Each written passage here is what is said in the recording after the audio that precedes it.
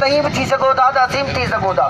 ही वाक़ियो को हिकिड़ो कोन्हे। डॉक्टर लदूराम जे मासूम पुट मनोहर दर्शन कुमार सां थियल जिंसी ॾाढाई ख़िलाफ़ अवामी वर्कर्स पार्टी तरफ़ां हैदराबाद प्रेस क्लब अॻियां एहतजाजी मुज़ाहिरो कयो वियो। मुज़ाहिरे जी शुरूआत प्रेस क्लब तां थी, जेका रैली जी शिकिल में मुज़ाहिरीन ओल्ड कैंपस हैदर चौक गोल बिल्डिंग खां रैली कढी ॿीहर हैदराबाद प्रेस क्लब ते पहुती। मुज़ाहिरीन हथनि में प्ले कार्ड ऐं बैनर खणी एहतजाज कयो, जंहिंमें उन्हनि नंढड़े नींगर सां थियल जिंसी ॾाढाई ख़िलाफ़ नारेबाज़ी कई ऐं वाक़े में मुलविस गिरफ़्तार थियल जवाबदारनि फहद पुट साईं बख्श, मुस्कान पुट दाइम लगारी ऐं नज़ीर पुट हुज़ूर बख्श खे अदालत पारां सख़्त सज़ा ॾियण जो मुतालबो कयो। इन मौक़े ते अवामी वर्कर्स पार्टी जे अॻवान बख्शल थलो, डॉक्टर मुबारक जतोई, सरमद समेजो ऐं जिंसी ॾाढाई जो शिकार थियल नींगर मनोहर जे वालिद डॉक्टर लदूराम ॿुधायो त ॻोठ वाणकी वसी में असां मेंगवाड़ बिरादरी सां काफ़ी अरसे खां नाइंसाफ़ियूं ऐं ॾाढाइयूं थी रहियूं आहिनि, जंहिं जे करे असांजो जीअण जंजाल कयो वियो आहे, जेका हिकु पासे सोचियल सम्झल साज़िश आहे।